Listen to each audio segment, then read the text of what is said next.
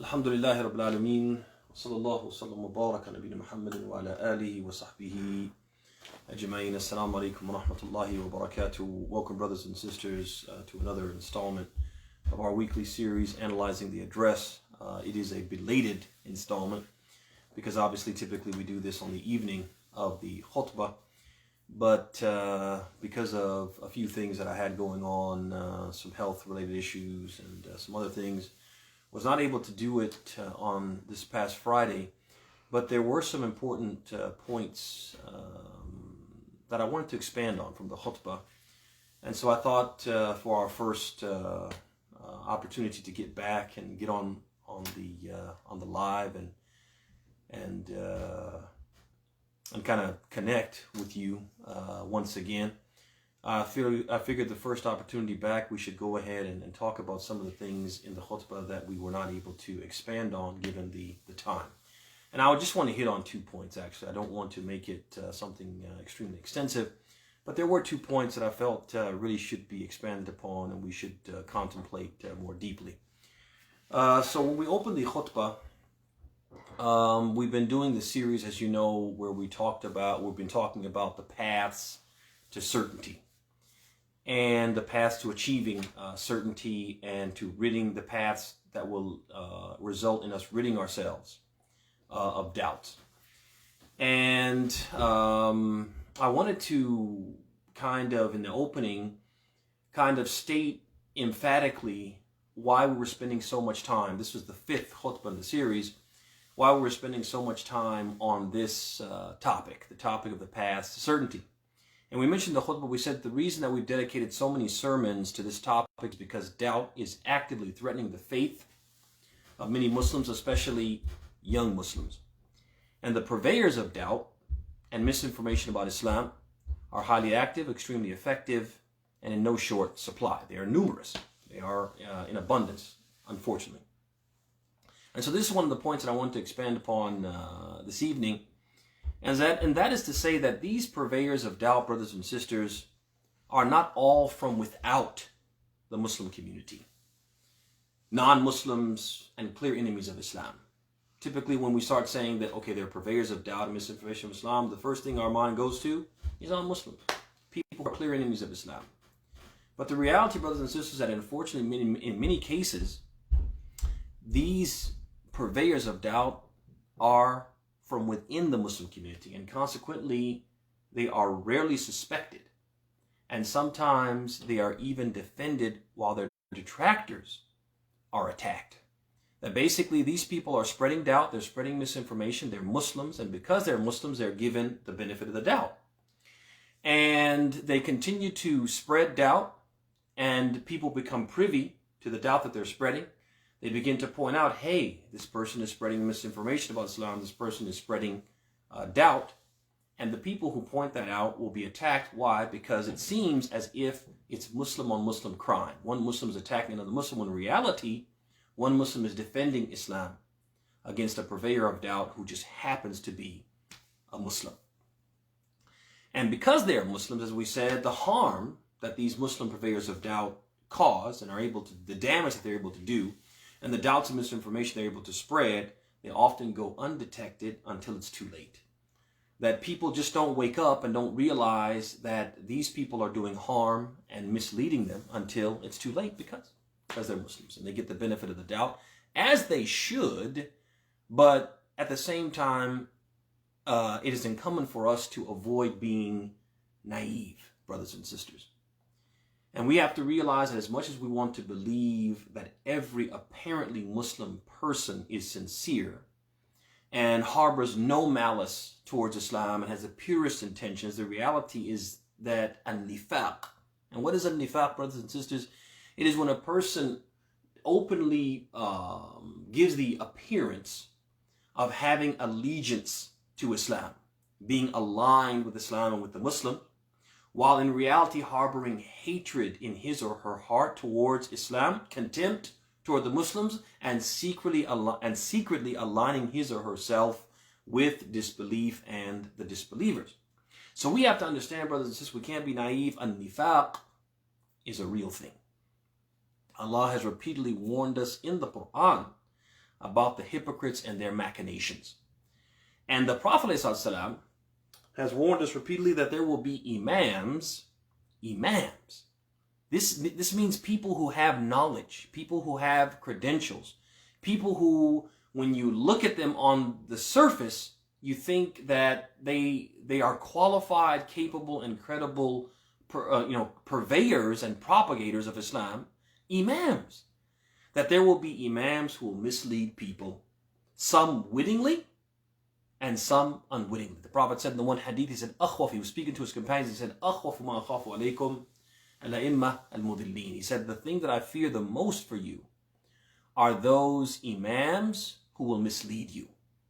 And he said in the other hadith, he said, إِنَّ اللَّهَ لَا يَقْبِضُ الْعِلْمَ انْتِزَاعًا يَنْتَزِعُهُ مِنْ قُلُوبِ الْعِبَادِ ولكنه يقبض العلم بقبض العلماء حتى إذا لم يبق عالما اتخذ الناس رؤوسا جهالا فسئلوا فأفتوا بغير علم فضلوا وأضلوا. He said Allah does not seize knowledge by abruptly snatching it from the breasts of his servants. Rather, he seizes it by taking the souls of the scholars and causing them to pass away. Until when he does not leave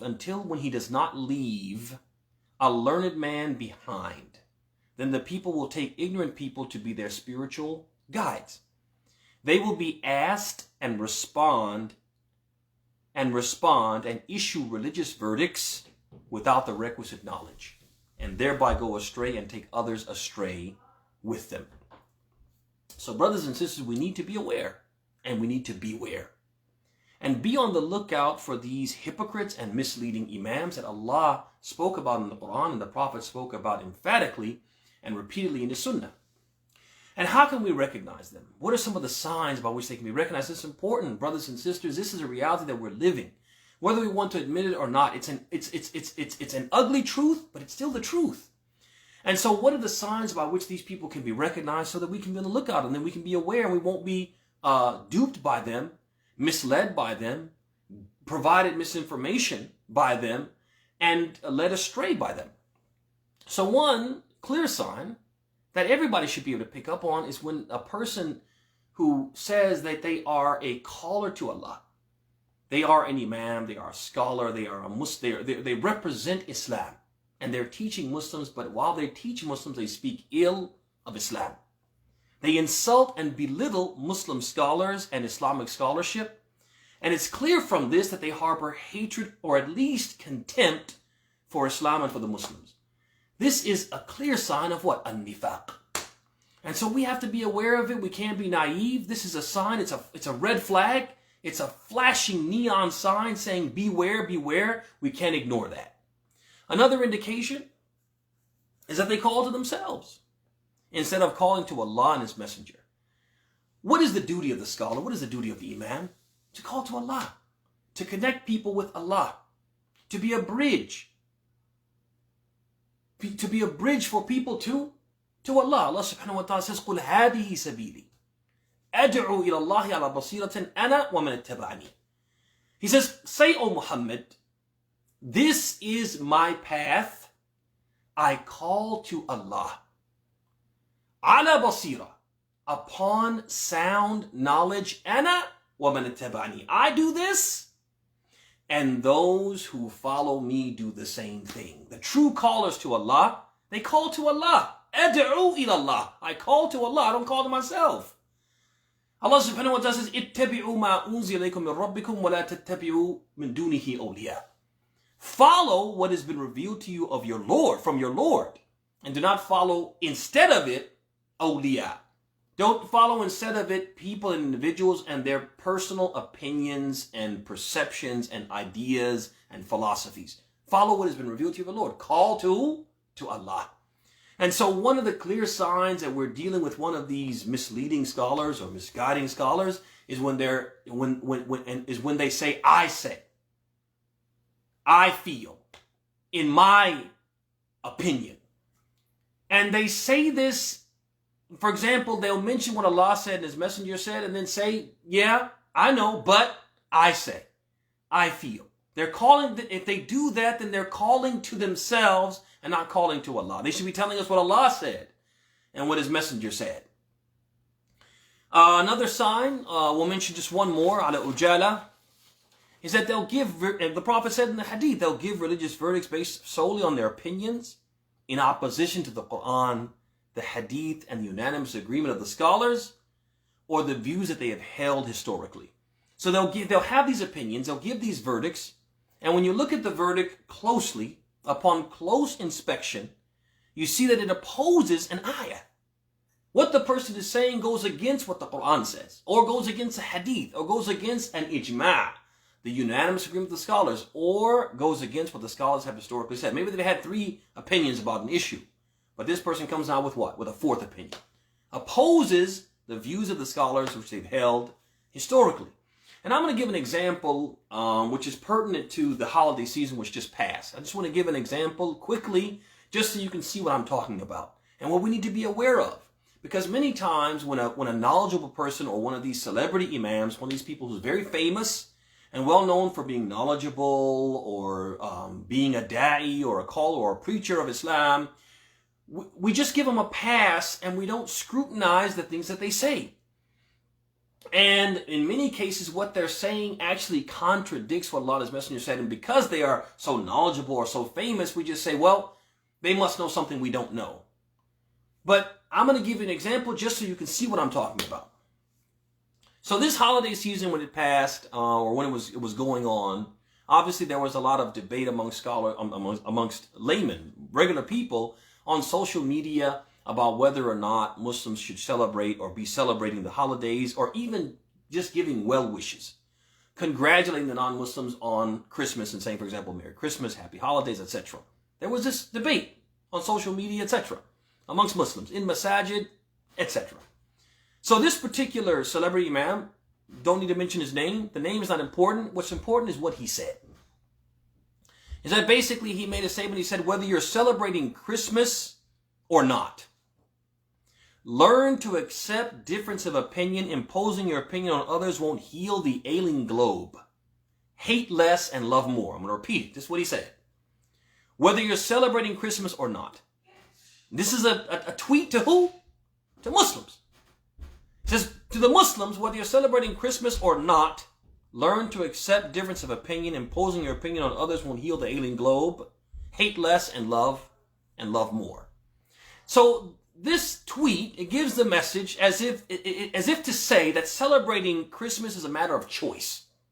And those who discourage people from celebrating or congratulating or sending well wishes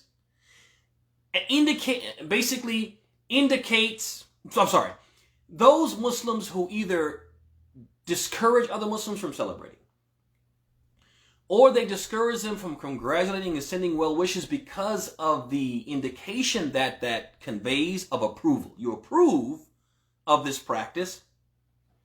These people, basically, he's saying they are wrong for doing so. In a roundabout way, whether you're celebrating Christmas or not, it's a choice. And then he says, imposing your opinion on others won't heal the ailing globe. As if, listen, if that's your opinion that we shouldn't celebrate, keep it to yourself. Don't impose it on others. Don't discourage other people from doing what they feel is okay to do.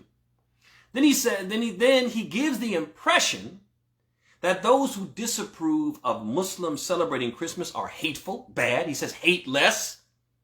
These people who disapprove, they're haters. Hate less, they're bad.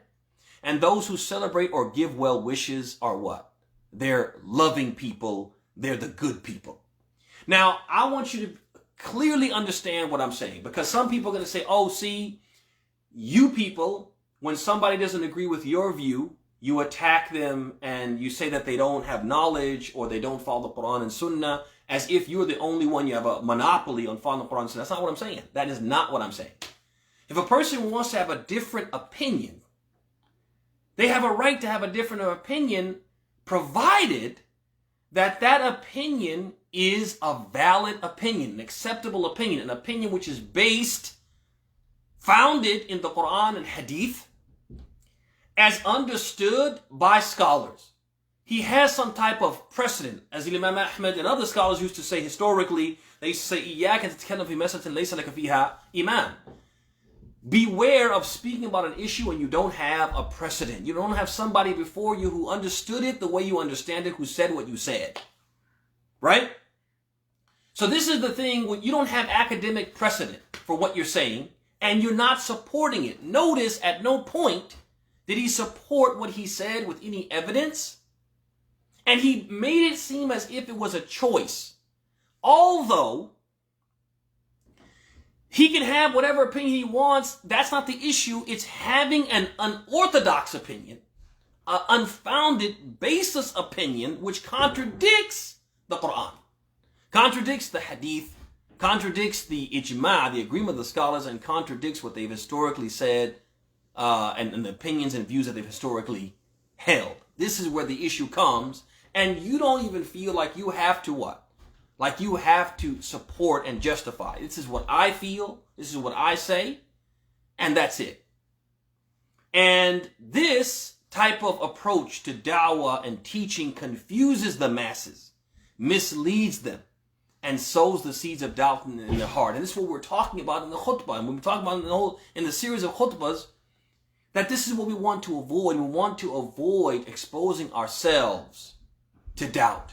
And unfortunately, some of the people who expose us to doubt and give us the misinformation that makes us doubt and misleads us are within our own midst.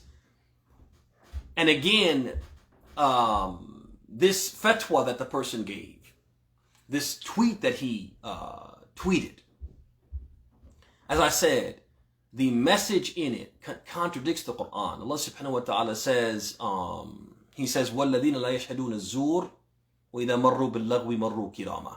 Those who do not witness, do not observe falsehood.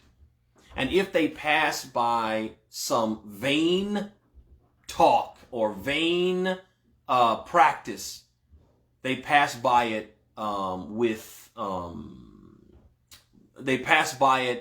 decorum, with nobility, etc., with dignity. The scholars of Islam, the specialists of tafsir, a large number of them from the early period have all said that the meaning of this verse, وَالَّذِينَ لَا يَشْهَدُونَ الزُّورِ, those who not witness falsehood, they said it refers to a'yad al-mushrikeen, a'yad al-kuffar, the holidays and celebrations of the non-Muslims. If they don't witness it, if they won't even observe the non-Muslims practicing it, they definitely won't participate in it. Right? Also, we have the hadith where the Prophet ﷺ, we mentioned in the khutbah a couple weeks ago, where the Prophet ﷺ, he came to Medina and he told them that they had to leave all of their holidays, non-Muslim holidays, and accept only the Islamic holidays. So it goes against the hadith. It also goes against the ijma'. Ibn al-Qayyim rahimahullah ta'ala, in his book Ahkam Ahl al-Dhimma, he mentions the ijma', the unanimous agreement of the scholars, irrespective of madhab, that celebrating the holidays of non-Muslims is prohibited.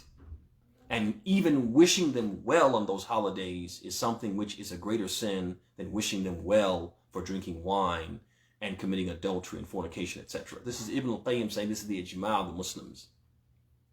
Al-Muhim, I say all this to say, brothers and sisters, that this is becoming more and more common, where people, because of their celebrity, because of their credentialing, because of the fame that they have procured, they are able to speak without being checked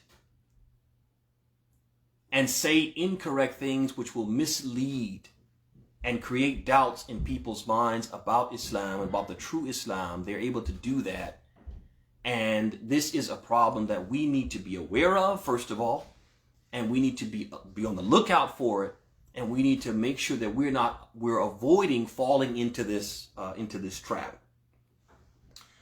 The second thing that I wanted to point out from the khutbah, and this will be the last thing that I'll mention this evening, is that we talked. There were a few places in the khutbah where we talked about and emphasized the importance of learning the deen.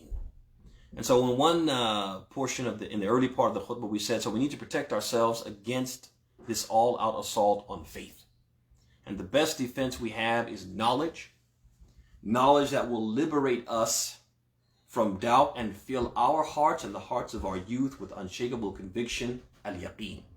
Then a little later on, we went on to say, we said, the more we know our religion and know about our religion, the more we will be convinced of its truthfulness.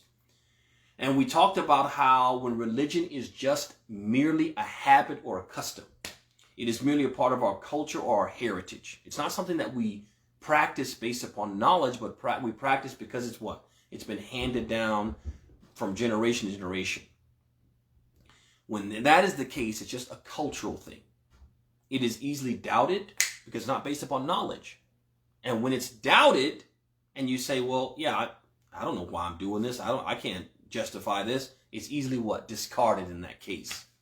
But when our religion is studied and closely examined, one can clearly see its merits and advantages, and this will lead us to become certain of the truth.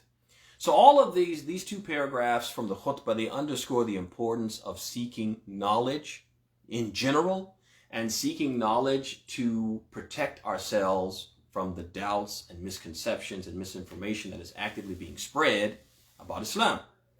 And so there are a few points I want to mention to close. One of them is that the importance of learning our religion cannot be overstated. We have to learn.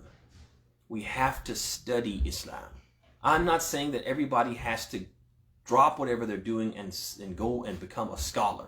But I'm saying that Muslims have to actively seek knowledge of their religion. As the Prophet said in the hadith, طَلَبُ الْعِلْمِ فَرِيضَةٌ عَلَى كُلِّ Muslim. Seeking knowledge is obligatory upon every Muslim. It's something that all of us should be actively engaged in. And we're going to actively engage in seeking knowledge in accordance with what? Our ability, our time constraints, all those things are, these considerations have to be taken into consideration. These considerations have to be considered. But what I'm saying is everyone should, in accordance with his ability, his or her ability, be seeking knowledge, be trying to learn and improve ourselves, increase our knowledge of the deen so we can practice the deen correctly. If we know the deen properly, we can practice it correctly. If we don't, we can't. The second thing I want to say is that Allah subhanahu wa ta'ala says, هَلْ يَسْتَوِي الَّذِينَ يَعْلَمُونَ وَالَّذِينَ لَا يَعْلَمُونَ. Are they equal, those who know and those who not know? And it's a rhetorical question, which the answer of it is ma'loom. The answer is well known. No, the people who know are not equal to those who know. Those who know the deen and practice the deen based upon knowledge are not equal to those who practice the deen based upon heritage, culture, custom, tradition, habit. And so we want to elevate ourselves from that level of just being cultural Muslims, Muslims by chance. We want to be Muslims by choice. How can we elevate ourselves to that level? Seeking knowledge by learning the deen.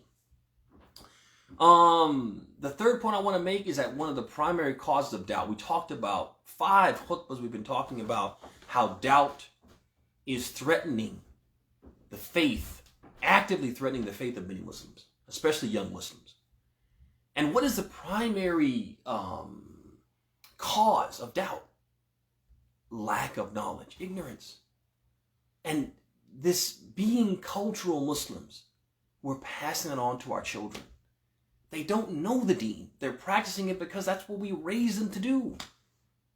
But if you ask them what is the deen, many of them, they can't tell you. And if you don't believe me, sit with your child and ask them. Just go and ask your child, what does it mean to be Muslim? What is the deen? What is the most important aspect of the deen? If you were going to put the deen into one sentence, what would you say? You're going to summarize a religion into one sentence, what would you say? And see if they can answer these questions. A lot of young people, what they know about deen is we pray 5 times a day and we don't eat meat from Kroger. That's what they know about the deen. And that is not the deen. That is not the deen. These are aspects of the deen, but that is not the crux of the deen. And so one of the reasons why a lot of our children are having these doubts, our youth specifically, but all Muslims, regardless of age, is a problem. But our youth specifically is because why? Many of them are going to public schools. Many of them are beyond grade school, middle school, and high school, are going to universities where they're exposed to a lot of doubts and misconceptions, a lot of different philosophies and ideologies. And on top of that, their faith is constantly challenged. And if it's just a cultural faith, How can they protect themselves? How can they defend their beliefs? It's easy for them to begin to doubt what they believe in and ultimately what? To abandon what they believe in. Last but not least, from the things I wanted to point out is that we cannot, as a collective, I say all of this to say what? We cannot, as individual Muslims and as a community of Muslims, Muslim communities, cannot continue to be satisfied with believing in and practicing Islam in accordance with customs, societal norms, or community norms. This exposes us, as we've said repeatedly, to doubt and misinformation, misunderstandings, erroneous and even heretical beliefs and practices. And this is what we're seeing. We're seeing us doing a lot of things because that's what everybody does. Or that's because we've always done. Or the people back home, that's what they do. And so we just do it. We don't do it because we know it's right. We do it because this is all we know. This is what we've become accustomed to. And we have to get to the point, if we want to save ourselves, spare ourselves doubt, and more importantly, spare our youth, our young people doubt, protect them from losing their faith, then our faith has to be based upon knowledge, not based on habit and custom. These are the points that I wanted to make. There's a lot that could be said about what we shared in the khutbahs, particularly expanding upon the virtues of Islam.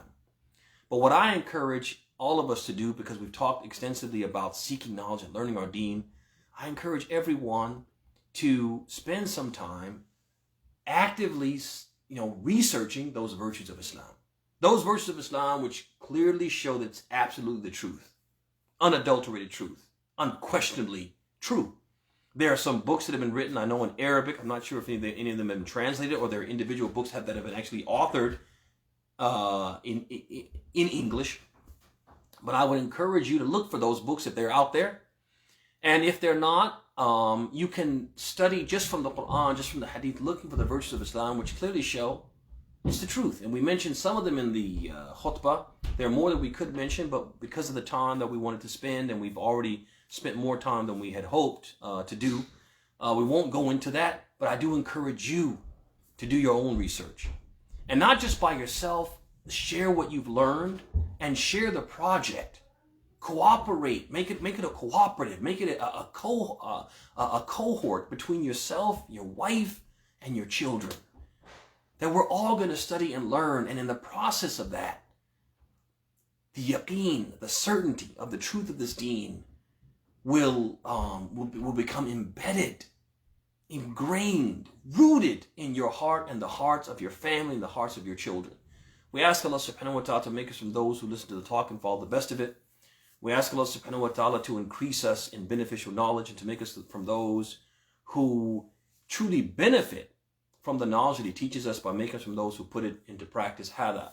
Wa sallallahu wa sallam wa baraka Nabi Muhammad wa ala alihi wa sahbihi ajma'in. Assalamu alaikum wa rahmatullahi wa barakatuh.